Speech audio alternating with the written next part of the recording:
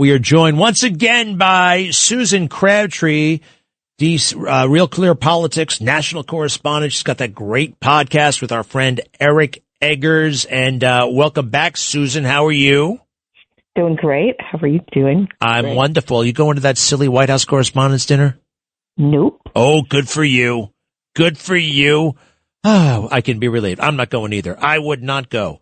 Actually, never mind. We'll get to that later. I just think it's the most offensive thing ever. And those people take themselves so seriously. And after they drop the ball on Joe Biden, how can they give themselves an award after not telling the truth about Joe Biden? You know? Yeah, some of their awards have been laughable over the years. I have gone for many years, so I just don't need to go anymore.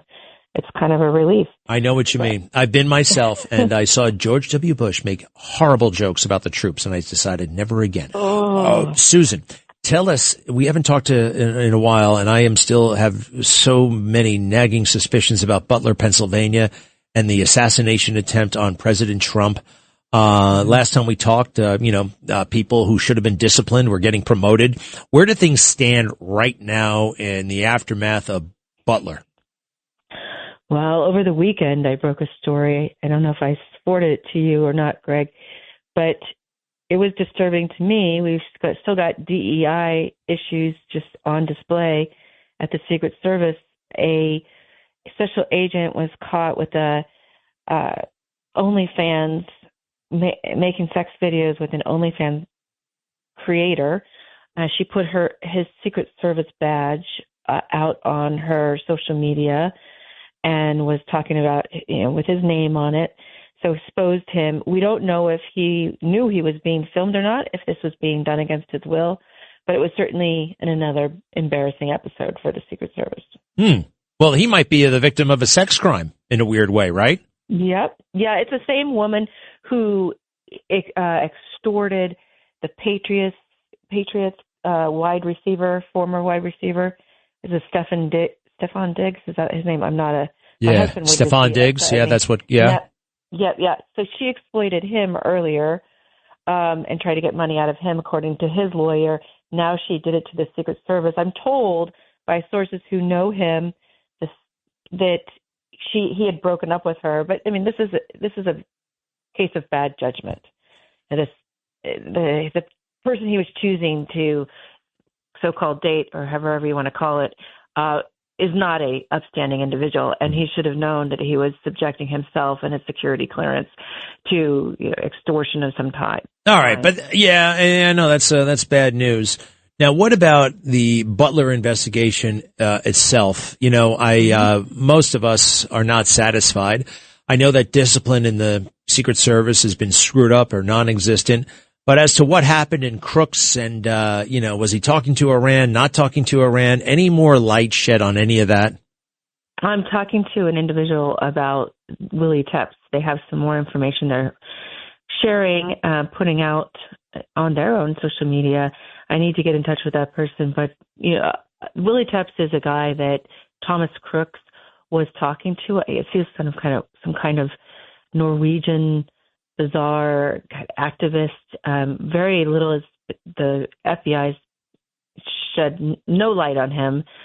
We wouldn't know about him at all if not for Tucker Carlson and Miranda Devine, someone who came to them, a private investigator, it appears, and provided both Tucker and Miranda,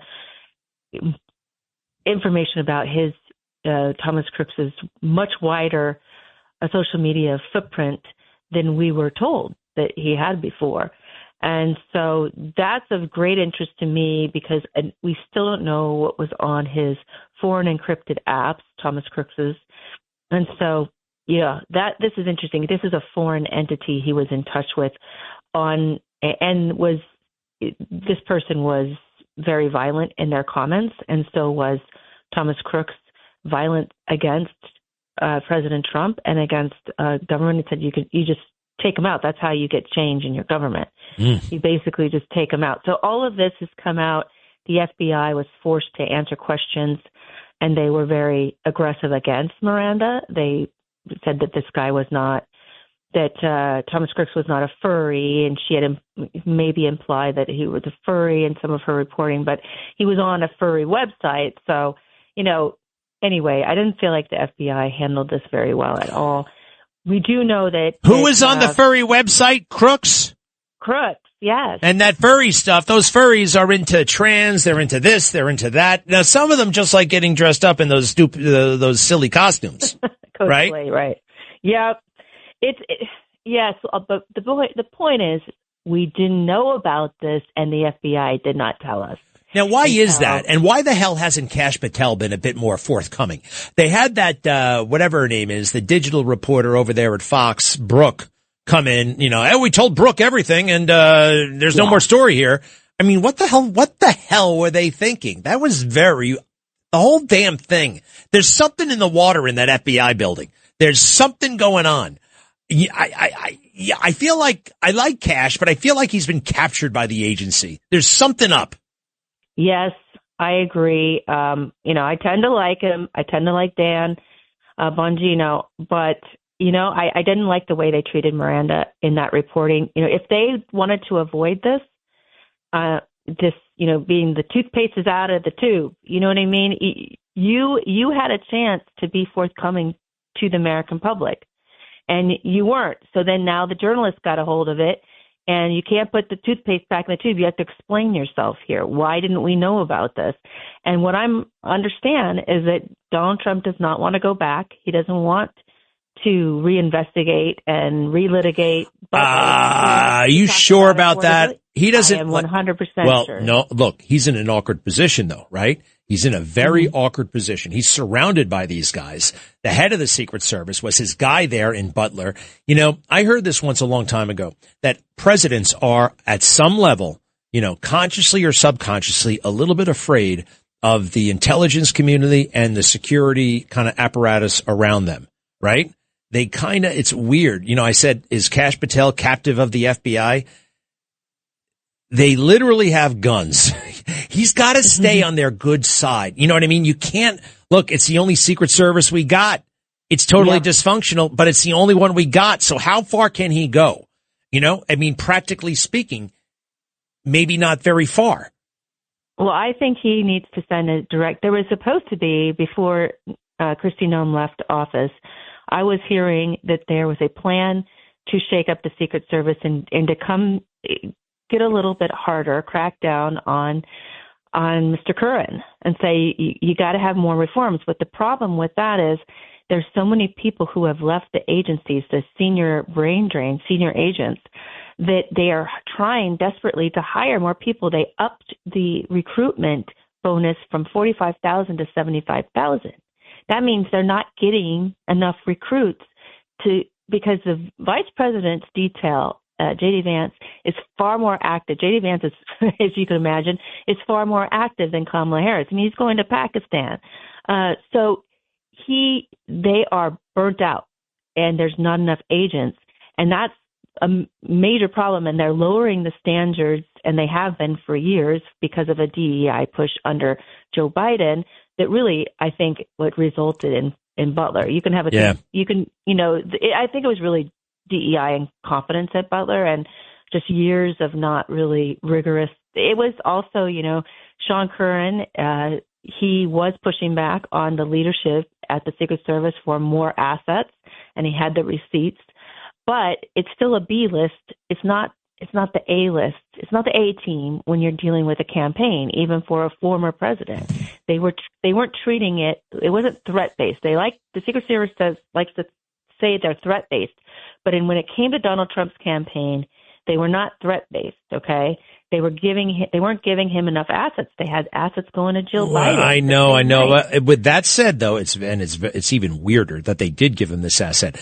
They had a counter sniper team there for the first time in the campaign. He had 100,000 people at Wildwood, New Jersey, no counter sniper team. But they had a counter sniper team at the one event and the first event where they actually had an actual sniper, and he gets killed within, 8 seconds of opening fire, which is great in a way. Yeah, great. But it kind of reminds me of Jack Ruby opening fire on Oswald, right? It's like, there's something it doesn't add up. There's something screwed up about the whole thing. One more thing. Susan, whatever happened to, gosh, her name was, what the hell was her name? The director of the Secret Service. Nasty name. What the hell was it again? Cheadle? Cheadle. That's right. Cheadle. Like cheat. Whatever happened to her? She was the strangest thing in the world. She retires from the Secret Service, gets a big 7-figure job at Pepsi Cola, right? Diversity hire, of course. And then Joe Biden personally hires her back. What the hell? Where is she now? And no one's put her on a stand. She was on the stand for like 2 hours. It was a little bit nasty, and that's it. She's free. Where the hell is she? Yeah. Well, I do know she was trying to get her security clearance. I don't know where she is. I should look into that. She did get some kind of award from her alma mater, her university. This is a while back. This is months ago, 6 months ago.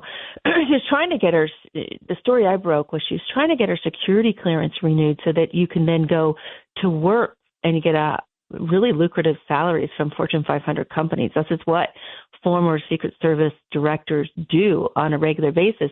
And they all get their security clearances renewed, even though they're just using them for personal benefit to land these really great jobs. So I stopped that with my reporting. I heard about that Sean Curran was going to let her go ahead and get her security clearance renewed, even though she, resigned in disgrace after Butler. And I called over to the Senator Ron Johnson's office, and he was not too happy about that. And he said, no way, this should be happening. So he sent a big message to the Secret Service, and they stopped it. So I should check in. It's a really good question to ask. Did she land a big job? Did Joe Biden help her? Can he help her anymore? Does he have the power to help her? Yeah. Good question. Susan Crabtree, we thank you so much. How's that great podcast going with Eric Eggers? He's great. I enjoy it so much. We should be having Steve Hilton on next week. That's after the next debate. I think the next debate is Tuesday in Pomona. So I'm covering the California election as always because I'm out here. All righty. I love it. Susan Crabtree, Real Clear Politics. Check her out all over the place. We appreciate it. Okay? Thank you. Thanks so much for having me.